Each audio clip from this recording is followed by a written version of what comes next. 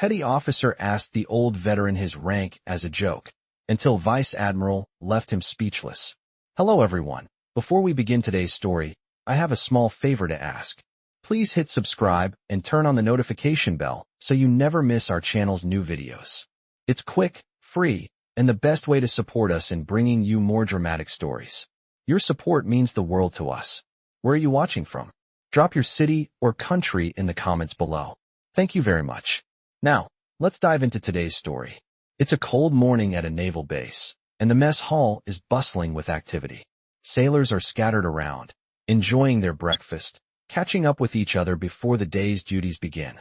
Among them sits an old man, his weathered face a stark contrast to the youthful energy around him. He wears a simple jacket and a cap, a quiet presence in the noisy room. He sips his coffee slowly, his eyes scanning the room, but there's a calmness about him that speaks of a life filled with experiences most people can't imagine. Nearby, a young petty officer, fresh out of training, spots the old man sitting alone. With a smirk, he nudges his friend. "Hey, check out this old guy. Wonder what he's doing here," he says, loud enough for the man to hear. His friend laughs, but Petty Officer Thompson steps up to the old man with a cocky attitude. "Excuse me, old man, what's your rank? Or are you just here for the free coffee?" he asks, his voice dripping with condescension. The old man looks up, his eyes meeting the young sailors with a quiet intensity. He doesn't respond immediately, letting the silence hang in the air for a moment. "I don't think you're in the right place," the petty officer continues, his tone mocking. "I'm sure you're not one of us." The laughter of a few nearby sailors grows louder as they overhear the exchange. The old man finally speaks, his voice low but clear. "I was a vice admiral." The words hang in the air, and for a moment, there's an odd pause in the room. The young sailor laughs, as if it's some sort of joke. "Yeah, sure you were. And I'm the President of the United States." But there's something in the old man's demeanor, something unspoken that starts to unsettle the room. His calmness in the face of the petty officer's disrespect is not what anyone expects.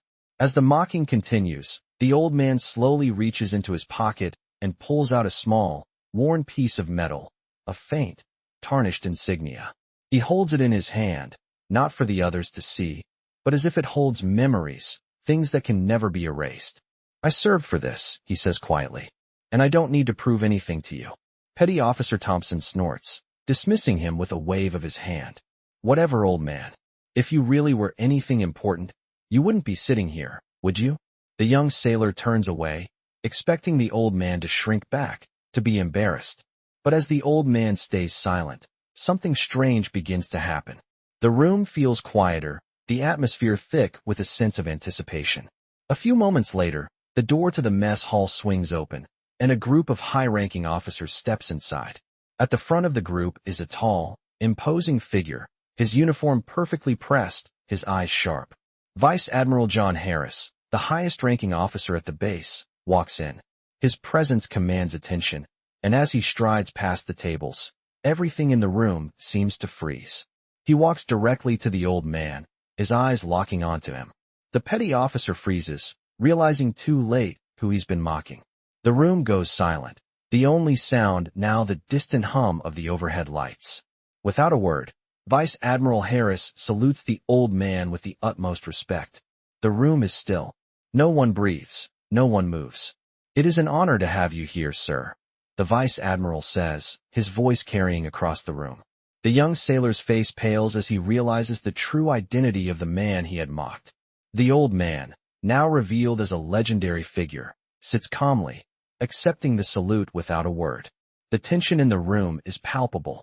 Petty Officer Thompson's arrogance has evaporated, replaced by a deep, uncomfortable silence. The Vice Admiral lowers his hand, but the respect in his eyes never wavers. The old man simply nods, and the Admiral turns to leave, his presence lingering in the air long after he's gone. Petty Officer Thompson stands frozen, unable to speak, as the realization sinks in.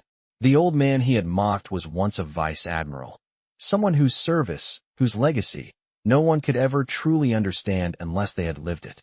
The mess hall, once filled with laughter, is now a place of deep reflection. And as the last of the officers leave, Petty Officer Thompson is left to grapple with the consequences of his actions, while the old man quietly finishes his coffee, a silent legend in the corner of the room. As Vice Admiral Harris walked away, the room remained eerily silent. Petty Officer Thompson stood frozen, unable to comprehend the full weight of the situation. His mind raced, the realization sinking in that he had just mocked a man of unimaginable prestige, someone whose history and accomplishments far exceeded his own. The Admiral's salute to the old veteran had been a moment of pure respect, and now Thompson stood as a symbol of youthful arrogance gone wrong. The entire mess hall, once filled with casual chatter and laughter, now felt like a place of solemn reflection. But the old man, who had remained calm throughout the entire ordeal, seemed unaffected by the tension that still hung in the air. He slowly stood up, placed his coffee cup down, and made his way to the door. His steps were steady, his posture straight, and despite his age, there was a certain grace in his movements that hinted at a lifetime of experience. No one dared to approach him, still too stunned by the events that had just unfolded. The young sailors and officers, once dismissive, now watched in silence, their eyes following the old man as he exited the mess hall. Outside, the sun had started to dip lower in the sky, casting long shadows across the base. The cool evening air seemed to refresh the old man as he walked, his pace unhurried but purposeful. He made his way toward the base's small courtyard, where a few benches were scattered around. He sat down on one, looking out at the horizon as the sounds of the base faded into the background. For a moment, it was as if time stood still. The noise of the base was drowned out by his own thoughts. He had been through countless battles, survived moments that would have broken others, and yet here he was, unseen, forgotten by those who had not lived through what he had. His fingers traced the small, tarnished insignia on his lapel, the one that had caused so much mockery earlier. It wasn't just a piece of metal to him. It was a reminder of everything he had done, of the countless lives he had saved, of the comrades he had lost. But it wasn't something he needed to flaunt. He had earned it in the quietest, most difficult of ways. His thoughts were interrupted by the sound of footsteps approaching. He turned to see a young officer walking toward him. It was Thorn, the junior officer who had observed the exchange back in the mess hall. "Sir," Thorn said, hesitating for a moment before continuing, "I just wanted to apologize for what happened in there.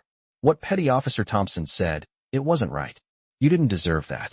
The old man studied him for a moment, his eyes sharp despite his age.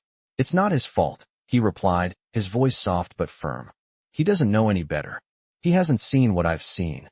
Thorn shifted uneasily, unsure of how to respond. Still, it was disrespectful. "I've heard stories, but it's different seeing it in person." The old man gave a small smile, a hint of sadness in his eyes. "We all have our stories, young man. But it's not about the stories we tell. It's about the ones we live." Thorn nodded, but there was a question lingering in his mind. "Sir, if you don't mind me asking, who are you? I mean, what's your real story? Because I can tell you've done far more than just wear that pin." The old man's gaze softened as he looked at the young officer. "You really want to know?" he asked. Thorn nodded, eager to understand more. The old man took a deep breath before speaking. "I was a vice admiral once. Not just a name on a list, but someone who commanded respect, someone who led men into battle. I've been to places that don't exist on any map. I've saved lives, lost comrades, and witnessed things that no one should ever have to see. But when you're in the service, you learn that it's not the medals or the rank that matter. It's the people you serve with, and the honor of doing what's right, even when it's the hardest thing in the world to do." Thorn listened intently, absorbing every word. "I'm sorry for assuming," he said quietly. "I should have respected you from the start." The old man nodded. "Respect is earned, young man. But sometimes, you'll find that the most important things aren't the ones that are given to you. They're the ones you carry with you, every day." There was a long pause, and then the old man stood up, slowly but with determination. "I've been sitting here long enough. It's time I made my way home." Thorn watched as the old man walked away, his steps steady and unwavering. For the first time, Thorn truly understood the weight of what the old man had said. As he walked back toward the base, he felt a deep sense of admiration for the veteran he had once dismissed. The lesson had been hard-earned, but it would stay with him for the rest of his career. "I should have known better," Thorn thought as he walked back toward the barracks, his mind replaying the conversation with the old man. It was the kind of lesson you didn't expect to learn in the mess hall, but the impact of it hit him like a freight train. The respect he had just witnessed, the sheer calm of the old man, it wasn't just about the military rank or the history. It was about the strength of character that comes with decades of service. He had assumed too much, judged too quickly. It was a lesson he wasn't likely to forget. Meanwhile, the old man, now revealed as someone far greater than just a regular veteran, had disappeared into the late afternoon light. His old, weathered face and unassuming jacket blended into the shadows, but his presence seemed to leave an impression on everyone who had witnessed the encounter. Later that night, the base was quiet. Soldiers prepared for their evening duties, the sun dipping below the horizon. It was then that Thorne received a call that would change the course of events once again. The voice on the other end of the line was sharp, with a tone that carried an undeniable sense of urgency. "Thorne, this is Colonel Hayes. I need you at my office now. It's about the old man." Thorne's heart skipped a beat. He hadn't expected the colonel to get involved, but something told him this wasn't just about respect anymore. It was something deeper, something that required immediate attention. He rushed to the office, where Colonel Hayes was waiting. The room was filled with military maps and operational reports, but Hayes was standing by the window, staring out with a far-off look in his eyes. As soon as Thorne entered, Hayes turned and gave him a brief nod. "Sit down, Thorne. We need to talk about the old man." Thorne nodded, still unsure what to expect. "I'm listening, sir." Colonel Hayes's expression was serious, a far cry from his usual calm demeanor. "His name is Martin Kelly. You might not have heard it, but you should have. That man was a vice admiral. More importantly, he's a legend. Not just in our Navy, but across every branch of the military. The things he's done, things we could never dream of doing." Thorne sat back in his chair, trying to process the information. He's a vice admiral? But he doesn't act like one. He's not flashy or imposing. Hayes shook his head, his gaze never leaving the horizon. "That's the point, Thorne. Martin Kelly was the kind of leader who didn't need recognition. He was about getting the job done, no matter the cost. He led operations that saved lives and turned the tide of battles no one knew about. He never sought the spotlight." Thorne sat in stunned silence, the pieces of the puzzle falling into place. "So, why is he here, on this base, like some forgotten man?" Hayes turned to face him, his eyes filled with a mixture of admiration and respect. "Because sometimes, legends fade into the background. We forget them, but they never forget what they've done, and they never forget the men they served with. Martin Kelly isn't here for the recognition.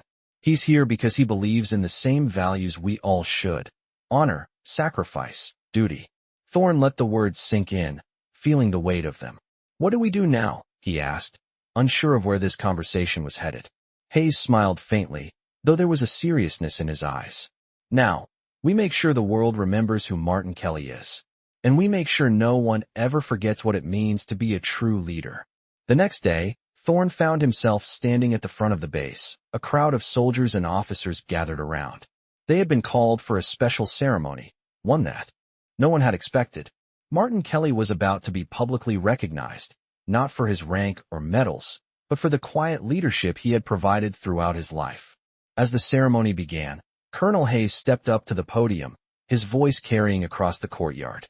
"Ladies and gentlemen, today we honor a man who has given more to this country than most of us could ever imagine. Martin Kelly, a veteran, a leader, and a true hero. His legacy is one of unwavering commitment, of selfless service, and of a lifetime of accomplishments that go far beyond rank or titles."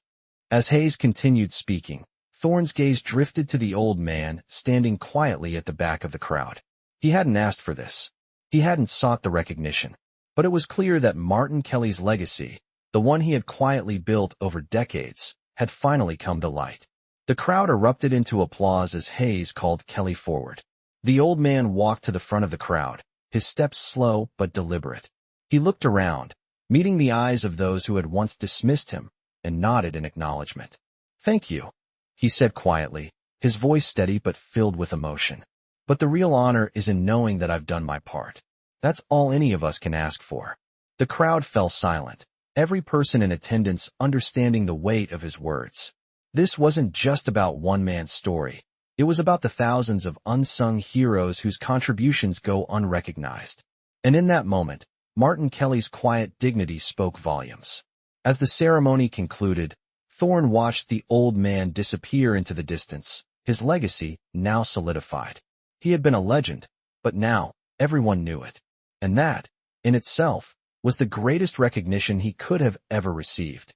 The days following the ceremony were quieter on base, but the impact of Martin Kelly's recognition lingered.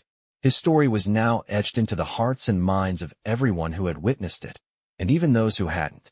There was a palpable shift in the atmosphere.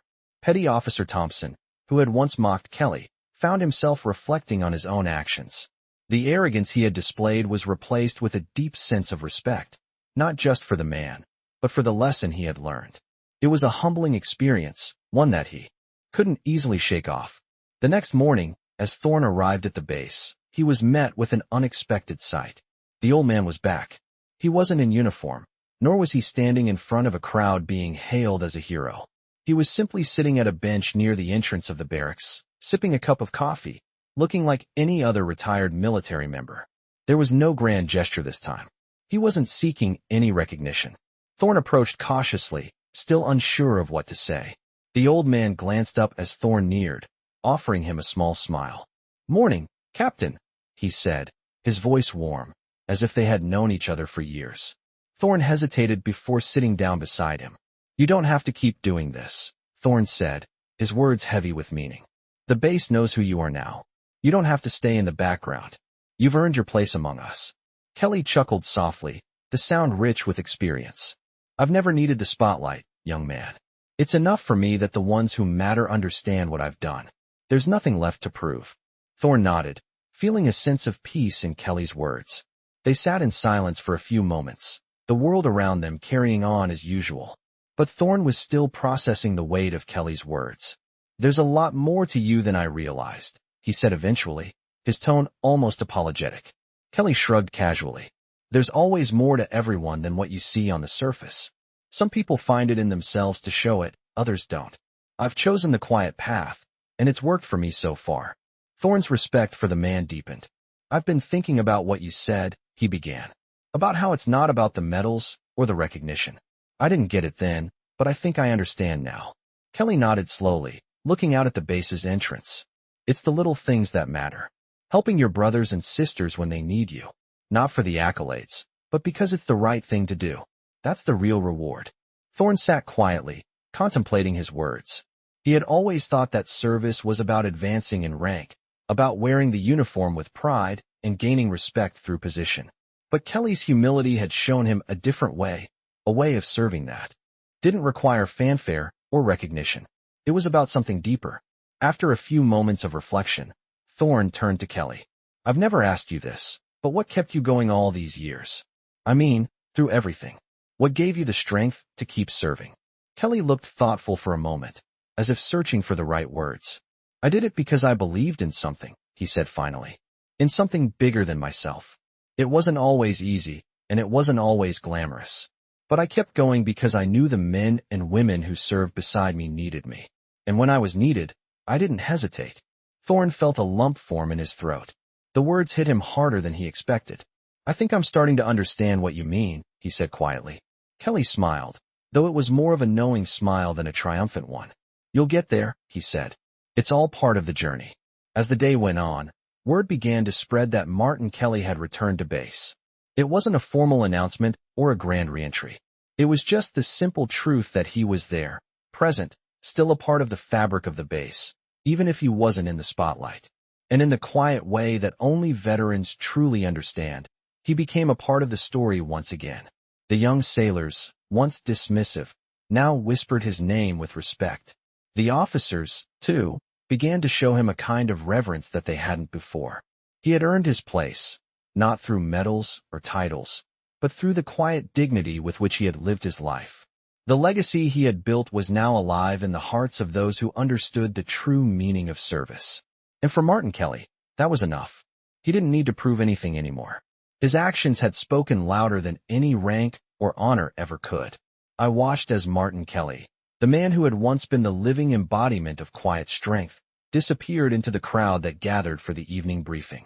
Despite the grand recognition, the ceremony, and the admiring glances from every officer and sailor on base. He still seemed like a shadow, there, but not entirely part of the world around him. He wasn't seeking to make waves, nor did he care to be celebrated. He had done his part, and now he was content to fade back into the background, just as he had always done. The evening's events would surely become part of the base's history, but Kelly didn't need the spotlight. The base itself felt different now, somehow. There was a weight to it that wasn't there before, an unspoken reverence that lingered in the air. People who had once overlooked or even mocked Kelly now spoke of him with awe. The younger sailors, including Petty Officer Thompson, found themselves walking with their heads a little higher, their conversations more measured. The old man's influence, it seemed, had far more depth than anyone could have imagined. As the sun set, Thorne stood at the base's edge, looking out at the horizon. He had always admired the military, respected the ranks and titles, but the last few days had shown him something deeper. It wasn't about the awards or the medals. It was about the lives lived and the quiet moments of sacrifice that no one else would ever see. Thorne wasn't the only one reflecting. Thompson, who had initially mocked Kelly in the mess hall, found himself alone in his quarters, sitting on his bed, staring at his uniform. His mind kept returning to that moment in the mess hall, to the look in Kelly's eyes when he revealed his rank. Vice Admiral. He had never even thought about what that might mean. Vice Admiral was a title that carried weight. Yet, the old man hadn't worn it as an ornament. It was just part of who he was. It made Thompson uncomfortable, but in a way that was necessary. He had never truly understood what it meant to serve with honor until now. That night, he did something he never would have done before. He picked up the phone and dialed a number. "Hey, Captain. This is Petty Officer Thompson. I wanted to ask about someone. About Martin Kelly." There was a pause on the other end of the line before the captain responded. "Kelly? You mean the old man? What about him?" Thompson hesitated. "What exactly did he do? I mean, really do? I know he's got a lot of stories, but there's something about him. Something different." The captain let out a slow breath. "Thompson, you don't know the half of it. He was the kind of leader you can't forget. He's been a part of more operations than most of us will ever know. There's a reason the Admiral honored him the way he did. Kelly's the kind of guy who went into places most people couldn't survive. And he didn't do it for the glory, but because it was the right thing to do." Thompson was silent for a moment, the weight of the words sinking in. "But why didn't anyone talk about him? I never heard about him before." The captain's voice softened. "Because men like Kelly don't need the spotlight. They do their work, and they move on. They don't ask for recognition. They just do what needs to be done. You know, Thompson, we've all got our own stories. But some stories are better left untold." He wasn't about the fame. He was about the mission. The words stayed with Thompson long after the call ended. They didn't just linger in his mind. They changed something inside him. The more he thought about it, the more he understood. Serving wasn't about how many medals you could collect or the ranks you could climb. It was about living a life that meant something, regardless of who was watching. The next day, as Thompson stood in formation with the other sailors, his gaze wandered across the rows. His eyes landed on Kelly, who stood at the back, quietly observing. For the first time, Thompson truly understood the depth of what the old man represented.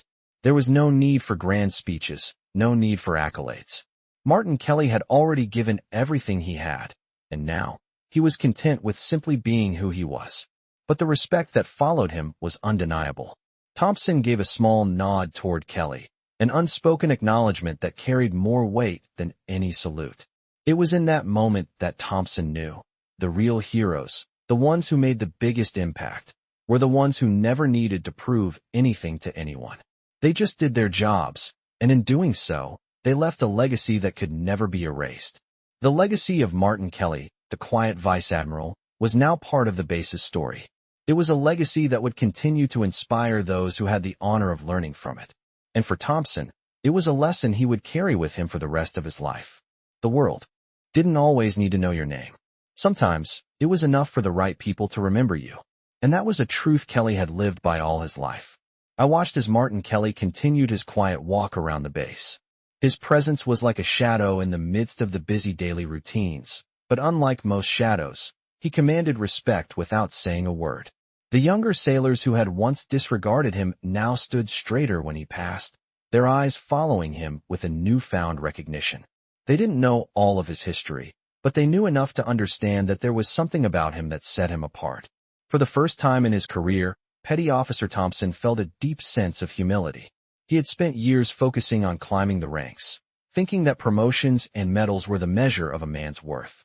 But as he watched Kelly, the quiet veteran who had once been a vice admiral, he realized that true worth wasn't measured by the number of stripes on a uniform or the shiny surface of medals. It was measured by the integrity of one's actions and the respect one earned through a lifetime of service. Thompson was no longer the same man who had mocked Kelly. He had learned the hard way that the old veteran wasn't just a relic of the past. He was a living testament to everything the military stood for: sacrifice, honor, and duty. As Thompson stood there, his thoughts were interrupted by the sound of footsteps approaching. He turned to see Lieutenant Carter, a junior officer who had been with the base for only a few months. Carter's face was serious, his expression a mixture of curiosity and concern. "Petty Officer Thompson," Carter said, his voice steady but carrying a hint of uncertainty. "I couldn't help but notice your change in demeanor. Is everything all right?" Thompson hesitated for a moment before answering. "Yeah, Carter. Everything's fine. I've just been thinking a lot lately." Carter looked at him with raised eyebrows. "About what?" "About service," Thompson replied quietly. "About what it really means." Carter seemed to process the words for a moment, and then his expression softened. "I get that. It's been hard for some of us to really grasp the depth of what it means to serve. But I think Kelly's a perfect example of what true service is." Thompson nodded, his respect for Kelly deepening even further. "You're right," he said. "He doesn't need recognition. He's done enough in his life to earn that. But what he's really earned is the respect of everyone around him. That's more important than any medal or rank." Carter seemed to agree, but his curiosity remained. "But do you think he'll ever really be fully recognized? I mean, after all these years, does he ever wish for that recognition?" Thompson thought for a moment before responding. "I don't think so. Kelly's the type who doesn't care about being in the spotlight. He's seen it all, the highs and lows. And he knows that the true value of a person isn't in the recognition they get, but in the quiet things they do when no one's watching." Just then, they both looked up as they saw Kelly walking toward them, his hands tucked into his jacket pockets. He gave them a simple nod, a greeting without words, before sitting on the bench near the entrance to the base. The two men watched him for a moment, knowing there was more to the old man than they could ever fully understand. After a few moments, Thompson decided to join him. "Mind if I sit?" he asked. Kelly glanced up and smiled slightly, patting the empty space next to him. "Not at all," he replied softly. As Thompson sat down, Carter remained standing, uncertain whether to interrupt. "You know, sir," Thompson began, his voice low, "I didn't really get it before, what it means to serve. But now, I think I'm starting to understand. It's not about the medals or the rank. It's about something deeper." Kelly nodded slowly, his eyes thoughtful. "You'll get there, Thompson. It's about doing the right thing when it counts, not for the recognition, but because it's the right thing. It's about the people around you and knowing you've made a difference in their lives." Thompson sat quietly, reflecting on the old man's words. He had spent years chasing after the wrong things: titles, awards, respect. But now, he realized that the respect he sought wasn't something you could earn by climbing the ranks. It was something you earned through the way you lived, through your actions, and your choices. The sun had almost set by the time they all stood up. The base was quieter now, the sounds of the day fading into the evening. As Thompson looked around, he knew that something had changed within him. The story of Martin Kelly wasn't just a tale of a veteran's achievements. It was a reminder of the quiet, unsung heroes who gave everything without ever asking for anything in return. Kelly wasn't interested in public recognition, but those who truly knew him, those who understood what it meant to serve, would remember his story. And that, Thompson realized, was enough. As they parted ways, Thompson looked back one last time at the old man sitting alone on the bench, and he knew that Kelly's legacy would continue to live on, not through medals, not through titles, but through the respect he had earned from everyone who had been lucky enough to know him. The days following the quiet moments with Martin Kelly felt different for Petty Officer Thompson. He had never truly understood what it meant to serve before, but now, he could see it in a way he had never expected. The respect he had once sought through rank and accolades seemed hollow compared to the deep, silent strength that Kelly carried with him. Each day, Thompson found himself thinking back to the words Kelly had shared, the lessons wrapped in simple, yet profound wisdom. It wasn't just about following orders or completing missions. It was about doing the right thing, even when no one was watching, and finding the quiet moments of grace that made a true leader. As Thompson worked through his daily duties, he noticed that the base itself had begun to change. The younger sailors, who had once been so focused on their own careers, had begun to show more respect for the older veterans. Conversations that were once filled with idle chatter now often carried weight, as if the presence of those who had truly lived through war had caused a shift in the atmosphere. They weren't just soldiers anymore. They were stories, living histories that held lessons of their own. One evening, Thompson was called into the command office for a routine check-in. As he entered, he saw Lieutenant Carter sitting with Colonel Hayes, both of them looking unusually serious. "Thompson," Colonel Hayes began, his voice steady, "we've been getting a lot of questions from higher up about Kelly. It seems that word is spreading. People want to know more about the man who earned the Vice Admiral's salute." Thompson felt a twinge of discomfort. He wasn't sure how much to reveal, especially about the quiet conversations he'd shared with Kelly. But Hayes continued, "We're thinking of doing something a little different. We've got the ceremony coming up, but we're considering making it more public, recognizing his contributions more formally. What do you think?" Thompson didn't hesitate. "I think it's long overdue. But I don't think he'd want a big public show. He's never been about that. Maybe a simple recognition. Something that says we understand his worth, even if he doesn't want the spotlight." Hayes considered the suggestion, nodding slowly. "I agree. We'll make sure it's respectful, but we'll keep it simple. Kelly deserves that." As the meeting continued, Thompson couldn't shake the feeling that they were all still underestimating the depth of Kelly's story. It wasn't just the public salute or the recognition. It was the quiet acts of service that no one would ever fully know. As he left the office, Thompson's mind wandered to the old man again. He wondered if Kelly had ever thought about how his life would be remembered. But when he saw Kelly the next morning, sitting quietly in the courtyard with his coffee, he realized something.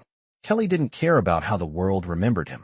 He had lived his life by his own code, and in doing so, had earned the respect of those who truly mattered. That was enough. The days went on, and the plans for Kelly's recognition grew, though Kelly himself remained unaware of the mounting attention. He was as humble as ever, refusing to take credit for the quiet impact he had made on the base. But there was no denying the change in the air. The younger sailors began to look at him differently, not as a relic, but as someone who had lived through things they couldn't even begin to comprehend. They started seeking him out for advice, asking him questions about the past, about service, about leadership. Kelly, in turn, shared what he could. But he never boasted. He never sought to embellish the stories. He simply told the truth, as it had happened, without seeking anything in return. As the day of the ceremony arrived, the base was filled with an unusual sense of anticipation. It wasn't a grand event. There were no parades, no loud speeches. But there was a feeling of respect, a deep, unspoken acknowledgement that today wasn't just about one man. It was about what it meant to serve, to lead, and to quietly shape the world around you without ever asking for recognition. Kelly sat in the back of the room, his presence a quiet force that commanded attention without any need for words. He looked around at the soldiers and officers who had come to pay their respects, and he saw the understanding in their eyes. They were all here not because they had to be, but because they wanted to be. They wanted to honor the man who had shown them what true leadership looked like. Colonel Hayes took the stage, his voice calm but filled with respect. "Today, we recognize a man who has given more than most of us could ever imagine. Martin Kelly served this nation with distinction, not for the glory or the medals, but because it was the right thing to do. His leadership has inspired generations, and we are proud to call him one of our own." As Hayes spoke, Thompson felt a wave of pride wash over him. This wasn't about titles or rank. It was about the impact one person could have, quietly, without ever needing to ask for anything in return. Kelly stood when Hayes called his name, but he didn't raise his hand in salute. He simply nodded, acknowledging the honor with the quiet dignity that had always defined him. The applause that followed was not loud, but it was sincere. It was the kind of recognition that mattered most. Kelly's life wasn't about being in the spotlight. But today, in this room, surrounded by those who understood, he was finally given the recognition he deserved. And in that moment, it wasn't just Kelly's story being told. It was a story of service, humility, and respect that would continue to inspire everyone who had the privilege of hearing it. The following days on base felt like a slow transition, a soft shift in the air. The recognition of Martin Kelly had come and gone, but it wasn't the fanfare or applause that had left the deepest mark. It was the quiet moments after the ceremony, when the base went back to its routine, but everything felt just a little different. Soldiers walked a little taller. Officers spoke with a touch more respect, and even the younger sailors who had once disregarded Kelly found themselves standing up a little straighter when they passed him. Kelly, however, seemed unaffected by any of it. He continued his daily routine as if nothing had changed. He never spoke of the ceremony, never looked for validation. The medals he had earned, the titles he had held, none of it mattered to him now. He was content with his quiet life. But for those who had taken the time to listen, the legacy of Martin Kelly was no longer a distant echo. It was a living, breathing lesson. Petty Officer Thompson, in particular, had felt the change within himself. The cocky, impatient young sailor who had once laughed at the old veteran now found himself reflecting on what it meant to serve. He spent more time listening to the other veterans on base, asking questions, seeking their wisdom. And each conversation felt like a small revelation. One afternoon, Thompson found himself walking alongside Kelly, who was on his usual afternoon stroll through the base. They didn't speak much, but it didn't matter. The silence between them was comfortable, filled with an understanding that had only come after Thompson had taken the time to truly listen. As they reached the small park by the base, Thompson turned to Kelly. "Sir, I've been thinking a lot about what you said, about doing the right thing when it counts, not for recognition, but because it's the right thing," he began. Kelly looked at him, his expression as calm and steady as ever. "You're starting to get it, aren't you?" Kelly replied, "It's not about doing the right thing for the applause, or the medals, or the ranks. It's about doing it when no one's watching." Thompson nodded slowly. "I think I've spent too much time chasing the wrong things," he admitted. "I thought I'd earn respect by pushing harder, moving faster. But that's not what real leadership is it?" Kelly smiled faintly, his eyes reflecting a depth that Thompson had only just begun to understand. "Real leadership is about patience, son. It's about knowing when to move and when to stand still. It's about knowing when your actions speak louder than words." Thompson felt the weight of the lesson sink in. "I've been too focused on what people think of me," he confessed. "I wanted to be noticed, to be recognized. I thought that's what made you a good soldier.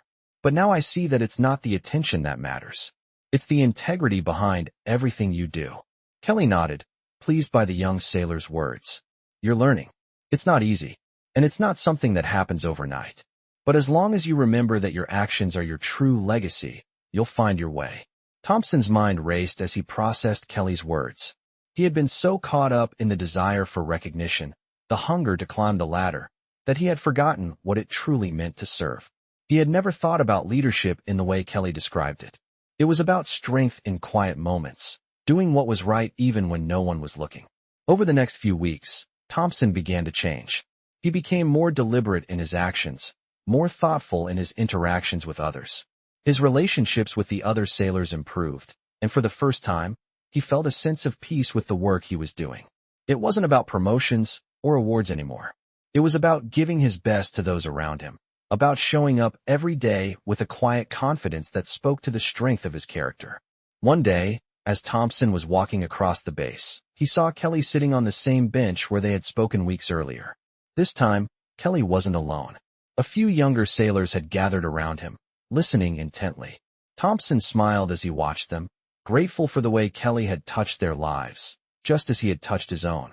Kelly looked up, his eyes meeting Thompson's. "You've been doing well," Kelly said with a slight nod. "I see you're beginning to understand." Thompson's chest swelled with pride, but he didn't speak. He simply nodded, silently acknowledging the truth of Kelly's words. He was a different man now, a better man, and he knew that the lessons he had learned from Kelly would stay with him forever. As the sun set over the base that evening, Thompson walked back to his quarters, his steps light. The weight that had once burdened him, the need for validation, the desire to prove himself, had lifted.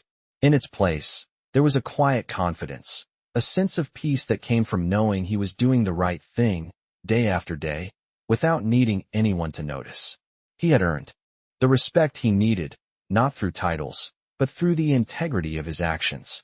And for the first time in a long while, Thompson felt truly free. As the weeks passed, Thompson found himself in a routine that felt more grounded than before. His interactions with his fellow sailors had changed, and his outlook on service had shifted completely. He no longer sought recognition or approval from those around him. Instead, he focused on the integrity of his actions, the quiet strength that came from doing his job well, regardless of the spotlight. But as he walked through the base one morning, heading to the barracks for a routine check, something unusual caught his eye. A group of officers and senior staff were gathered near the mess hall, their faces serious and tense. Thompson paused, sensing that something important was about to happen.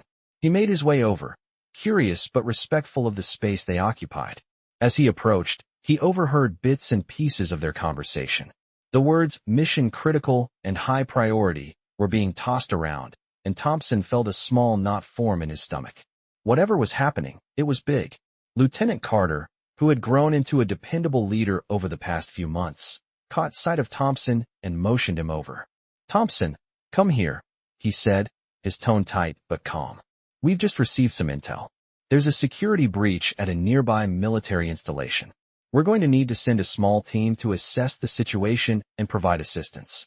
It's a classified mission, but we've been cleared to mobilize quickly." Thompson's heart raced. This was the kind of thing he had been trained for, real action, no time for hesitation. But there was something different about this mission. "What's the plan?" Thompson asked, trying to keep his voice steady. Carter looked at him, his expression unreadable. "You'll be part of the team, but we need to move fast. I'll brief everyone fully once we're in the field, but I trust you're ready for this." Thompson nodded. "Yes, sir. I'm ready." As the group dispersed to gather their gear, Thompson found himself walking alongside Lieutenant Carter, his mind spinning with thoughts of what lay ahead. They had no details yet about what the breach entailed, but the sense of urgency was palpable. As they reached the staging area, Thompson spotted Kelly standing at the edge of the group. His eyes were fixed on the officers, but when he saw Thompson approach, his gaze softened. Kelly nodded, as if acknowledging the weight of the situation. "You're being called up," Kelly said, his voice low but firm. "You'll do well. Just remember what you've learned. Don't rush in, don't be the hero. Stay smart. Trust the team." Thompson swallowed, taking in the old man's words. "I'm not looking to be a hero," he replied. Kelly smiled slightly. "That's the first step. Stay focused, and don't forget the people around you. Everyone plays a role in a mission." As Thompson turned to gather his gear, he felt a surge of confidence that he hadn't anticipated. For the first time in a long while, he wasn't worried about how others saw him. He was focused on doing what needed to be done. The mission was what mattered. As the team gathered their equipment and boarded the transport vehicles, Thompson couldn't shake the feeling that this mission would test him in ways he hadn't expected. But in a way, that was what he had been preparing for all along. He wasn't just preparing for a mission. He was preparing to lead with the integrity Kelly had instilled in him. The ride to the site was tense, the air inside the vehicle thick with anticipation. As they approached the coordinates, the mission briefing began in earnest. The team's objective was to assess the breach, secure any sensitive materials, and neutralize any threats. They were working under the assumption that the breach could be a coordinated attack, but there was no way to know for sure until they arrived. As the vehicle came to a stop, Thompson felt his heart rate spike. They had arrived at the facility, and everything was eerily quiet. The compound looked abandoned, but Thompson knew better than to assume anything. "Stay sharp," Carter commanded, as the team disembarked and moved toward the entry point. They moved swiftly and silently, each soldier taking their position in the formation. The facility was a labyrinth of darkened hallways and security rooms, but Thompson kept his focus. He had learned to listen, to the sounds of the building, to the movements of his team. Every moment was crucial. As they reached the main control room, Carter motioned for them to halt. They gathered around a small window, peering through to see the room. Beyond, inside, several figures were moving around, clearly unaware of their presence. "We need to move quickly," Carter whispered. "On my count, we breach." Thompson felt his adrenaline spike. This was the moment. Carter's hand raised, and the team moved in perfect unison. The door slammed open, and the team flooded into the room. Within moments, they had neutralized the threat and secured the area. It had been a clean operation, fast and efficient. But as Thompson stood in the control room, surveying the scene, he couldn't help but feel a rush of relief. They had done their job. They had protected what needed to be protected. As they began to gather the intel and prepare to leave, Thompson realized something. This was what it meant to serve. It wasn't about the glory. It wasn't about the recognition. It was about the mission, the people around you, and the quiet strength you showed when the world was watching or when it wasn't. And in that moment, Thompson knew that no matter what happened next, he had become the kind of sailor he always aspired to be. The kind of sailor Kelly had taught him to be. After the successful completion of their mission, the base returned to a kind of uneasy calm. The team, including Petty Officer Thompson, had done their job well, securing the area and preventing any further escalation. It wasn't glamorous work, but it was important, critical, even. Yet, despite the relief of a job well done, Thompson found himself wrestling with a feeling he couldn't quite shake. The mission had been a success, but there was an underlying restlessness within him. It was as if something deep inside had changed, and he wasn't sure what that something was. As the days passed, he spent more time reflecting. It wasn't just about the mission anymore. It was about how he had reacted, how he had felt during the operation. He had always prided himself on his ability to be fast, sharp, and efficient, but something had shifted that day. It wasn't just about reacting to the threat, it was about understanding it. It was about the weight of his decisions, the responsibility that came with wearing the uniform. He had learned from Kelly, from the quiet veteran who had always known that being a leader wasn't about speed or recognition. It was about patience, humility, and doing the right thing, even when no one was watching. One evening, as Thompson walked through the mess hall, he saw Kelly again. The old man was sitting at his usual spot, a cup of coffee in hand, looking out the window at the darkening sky. Thompson walked over and sat down across from him, the weight of his thoughts pressing on him. Kelly glanced up, and for a moment, their eyes met in silent understanding. "Something on your mind, son?" Kelly asked, his voice calm as always. Thompson hesitated, but then, the words came out. "I've been thinking about everything. The mission, how I felt during it, and how I reacted. I thought I was prepared, but it felt different. Like I wasn't just doing my job, but something more." Kelly nodded, as if he'd expected that. "It's called growth," he said simply. "You're seeing things now from a different angle. That's how you know you're changing. It's not the mission that's important. It's how you approach it. It's the choices you make in those critical moments." Thompson leaned back in his chair, absorbing Kelly's words. "I used to think it was about proving myself, about being the fastest, the best. But now I realize it's about making the right decisions in the right moments. It's not about getting the glory. It's about doing the right thing, no matter what." Kelly smiled slightly, a glimmer of approval in his eyes. "You're learning. The real test of leadership isn't when the lights are bright and everyone is watching. It's when you're in the trenches, in the dark, making decisions with consequences. That's when your character is tested." Thompson thought about the mission, about the pressure he had felt in those tense moments, but also about the calm he had found within himself. "I've never thought about it that way," he admitted. "But I think I get it now. Leadership isn't about being in charge. It's about taking responsibility for your actions and for the people around you. It's about making sure everyone gets home safe, even if you're not the one who gets recognized." Kelly nodded again, a slight smile tugging at the corners of his mouth. "Exactly. You don't lead for the applause. You lead because it's what's right." They sat in silence for a few moments, and Thompson could feel the weight of Kelly's words settle into him. He had always been driven by the desire to prove himself, but now he understood that true leadership was about something much deeper. It wasn't about being the hero, it was about being the steady hand, the one who made the right call when it counted the most. As the days turned into weeks, Thompson continued to evolve in ways he hadn't expected. His peers noticed the change in him. He was more thoughtful, more present in his actions. He no longer sought the approval of others. Instead, he focused on doing his best for his team, for the mission. And with every decision, every challenge, he carried Kelly's lessons with him. It wasn't just about how fast you could act or how much recognition you could earn.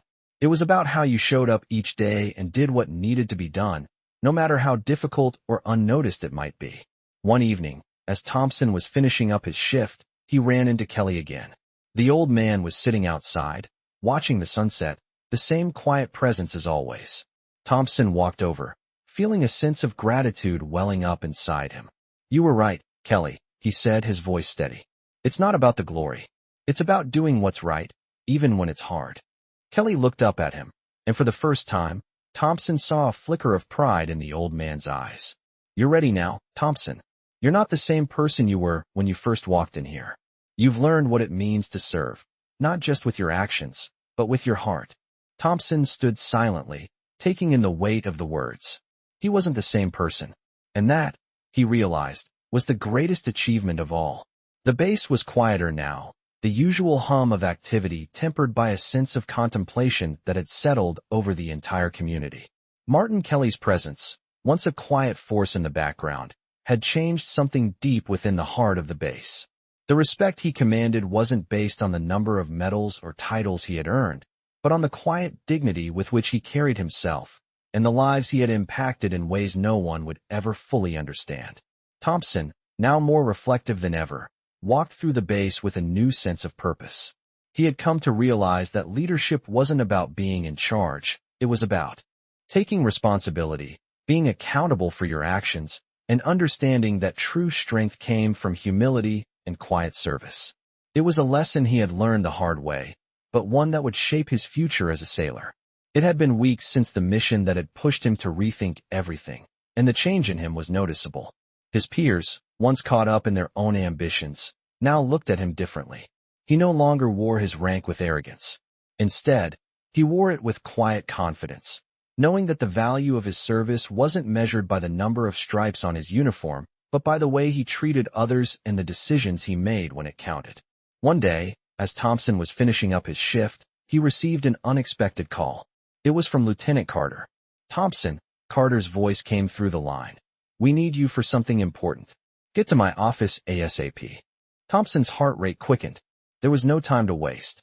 He rushed to Carter's office, wondering what this new task might involve.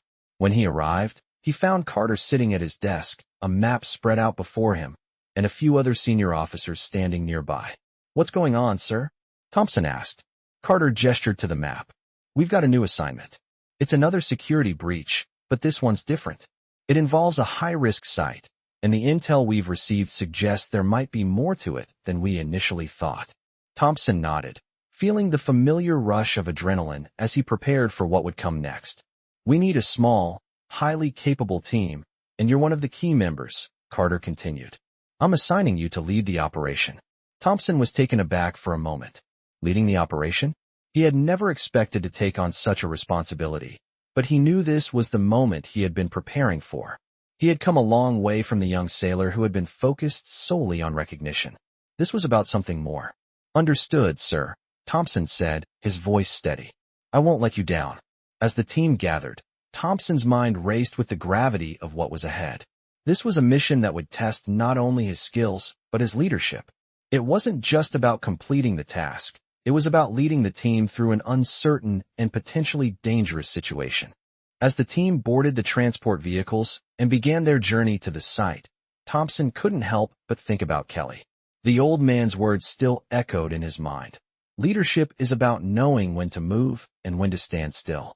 It's about the choices you make in those critical moments. The ride to the site was long, the tension building as the destination drew closer. The briefing had been clear: secure the site, assess the situation, and neutralize any threats. But there were so many unknowns. As they arrived and began preparing, Thompson gathered his team together.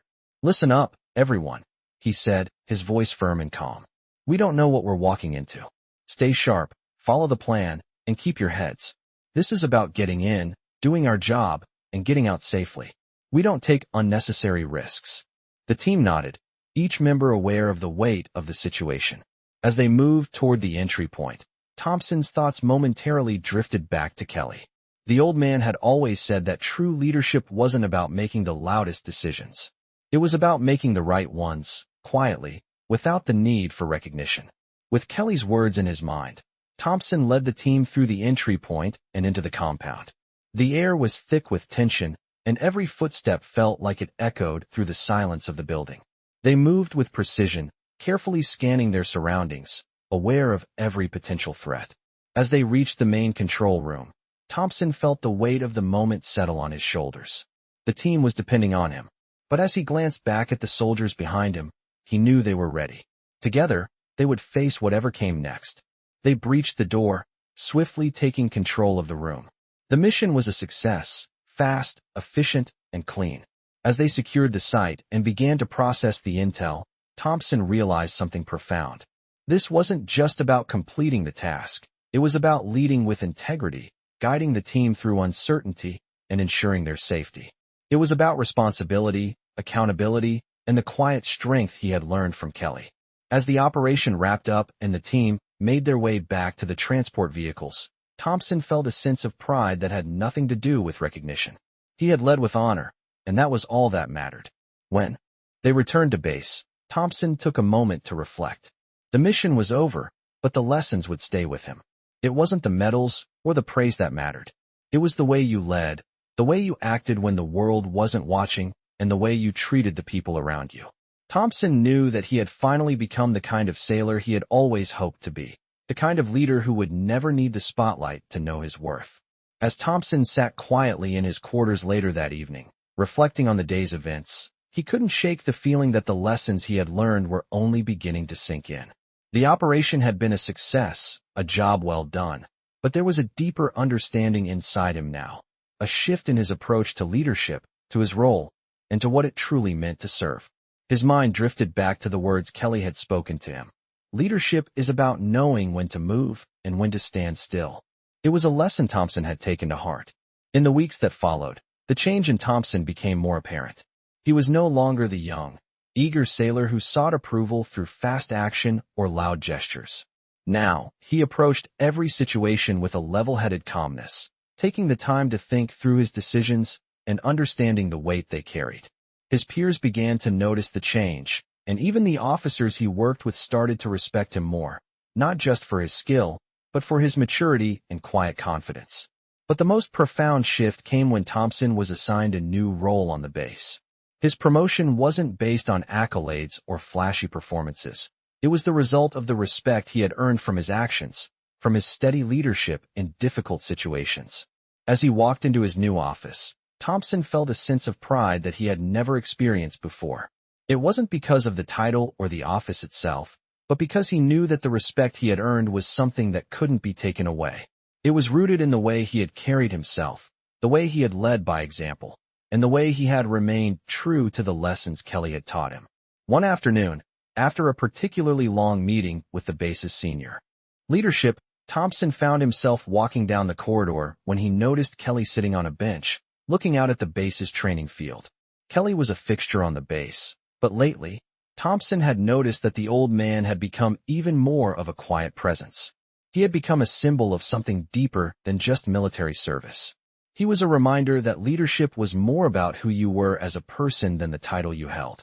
Thompson walked over and sat beside him, the weight of the day lifting as he settled next to the veteran. Kelly looked up at him, a small smile tugging at the corners of his mouth. "You're looking more like a leader every day," Kelly said, his voice as calm and steady as ever. Thompson smiled. "I've been learning from the best," he replied, the words feeling natural now. He had once struggled with what it meant to be a leader, always thinking it was about command, authority, and recognition. But now he understood. "I've been thinking about all the things you taught me," Thompson continued. "About doing the right thing when no one's looking, about leading quietly." Kelly nodded. "The world doesn't always need a hero. It just needs someone who's willing to stand up, do the right thing, and make sure others are taken care of. You've learned that, Thompson. It's not easy, but you're getting there." Thompson looked out at the training field, his thoughts drifting. "I've also been thinking about what happens after we're gone. I mean, what's left when all the medals are put away and the titles fade? What's the legacy we leave behind?" Kelly's gaze softened. "The legacy we leave behind isn't in the medals we wear or the ranks we hold. It's in the people we touch, the lives we change, and the way we live our truth. It's in the way we lead, not for glory, but because it's what's right." Thompson nodded slowly, understanding the weight of Kelly's words. "It wasn't about the impact you made for yourself. It was about the impact you made on others, the way you helped them, guided them, and showed them what it meant to live with integrity. It was the quiet moments, the ones when no one was watching, that shaped the true leader. I've come to realize something, Thompson said, his voice steady. Leadership is about service. It's about showing up every day, no matter the circumstances, and doing what needs to be done without seeking recognition. That's what I want to be known for. Not the rank, not the title, but the way I served. Kelly smiled, a look of approval in his eyes. You've finally got it, Thompson. That's the heart of it. And you've earned that respect, not because you sought it, but because you gave of yourself without asking for anything in return. The two men sat in silence, the weight of the conversation settling around them. For Thompson, it was a moment of clarity, a recognition of the man he had become. He wasn't the same person who had first walked onto the base, eager for recognition and approval. He had grown, changed, and learned what it meant to be a leader. And in that moment, he realized that the true measure of a leader wasn't in the accolades, but in the quiet, steadfast commitment to doing what was right, day after day. The legacy of service, integrity, and leadership was something that couldn't be taken away. It was something that would endure long after the titles and ranks had faded. As the sun set over the base, Thompson felt a deep sense of peace. He wasn't worried about what others thought of him anymore. He was focused on the work, on the service, and on the people he would continue to lead, not for the recognition, but for the greater good. And with that understanding, he knew he was finally on the path he was meant to walk.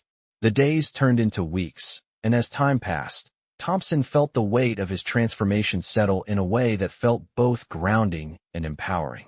The lessons he had learned from Martin Kelly, the quiet veteran who had shown him what it truly meant to lead, had become the foundation of his every decision. He no longer rushed into situations, trying to prove himself. He didn't need to. Instead, he moved with purpose, carefully weighing each choice and always considering the people around him. It was a subtle shift, but one that could be seen in the way he interacted with his fellow sailors. They respected him, not for his rank, but for the steady leadership he had come to embody. He had learned that leadership wasn't about shouting orders or making the biggest impact. It was about steady guidance, setting an example through your actions, and caring for the people you served with. Kelly's presence was still felt around the base. The old man was no longer the quiet, overlooked figure he had once been. His wisdom had touched so many lives, and now, whenever he spoke, others listened, sometimes with awe, sometimes with gratitude, but always with respect. But Kelly, true to form, never sought out the attention. He continued his quiet walks around the base, a man at peace with the life he had lived, knowing that the respect he had earned was enough. It was on one of those walks that Thompson found himself once again walking beside the old man. They didn't speak much, but the silence between them was comfortable, familiar. Thompson had come to appreciate the moments when words weren't necessary. I've been thinking, Thompson finally said, his voice low, as they walked side by side. About everything. The way I used to think about leadership, and how I see it now. It's different. I get it now, Kelly. It's not about titles or how loud you can be. It's about what you do when it matters. It's about how you lead when no one's looking. Kelly nodded, his steps slow but steady. You've learned the most important lesson, son. Leadership isn't about being on top. It's about taking care of the people around you. When they know you have their backs, when they see you stand with them even when things are tough. That's when you lead. Thompson felt a sense of peace wash over him. The old man's words, simple but profound, had settled into his bones, and he finally understood what Kelly had meant all along. There was no need to prove himself anymore. It wasn't about recognition. It was about serving others with integrity, doing the right thing regardless of who saw it, and living up to the trust others placed in you. As they continued walking, Thompson realized that it wasn't just the lessons he had learned that had shaped him. It was the man who had taught them.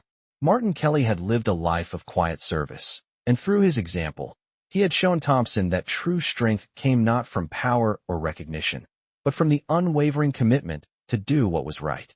The two men reached the edge of the base, where the sun was beginning to dip below the horizon, casting a golden light over the landscape. Thompson paused for a moment, taking in the scene. He had come a long way from the young sailor who had once been obsessed with climbing the ranks. He had found something far more valuable, the quiet, steadfast understanding of what it meant to serve. I don't think I'll ever be able to repay you for everything you've taught me, Thompson said, his voice filled with gratitude. Kelly turned to him, offering a small smile. You don't have to, Thompson. Just keep living the way you've learned. That's all anyone can ask for. They stood together for a while, watching the sunset, knowing that the lessons learned in those quiet moments would stay with them forever. As they walked back to the barracks, Thompson felt a deep sense of peace. He had found his place in the world, not through accolades or recognition, but through the quiet service that came from leading with integrity. It was the kind of leadership that Martin Kelly had shown him, and it was the kind of leadership that would guide him for the rest of his life. The base, once filled with noise and distractions, now felt different. The people around him had begun to understand what leadership truly meant, not just through words, but through actions. Thompson knew that, in time, the base would continue to change. But he also knew that the lessons from Kelly would never fade. They would live on, passed down to the next generation of sailors, ensuring that true leadership would always be remembered, not in the medals or the ranks, but in the quiet strength of the men and women who served with honor and integrity. And as Thompson looked up at the stars that night, he felt a sense of contentment. He had found his purpose, and he had learned the true meaning of leadership. And that, he realized, was more than enough.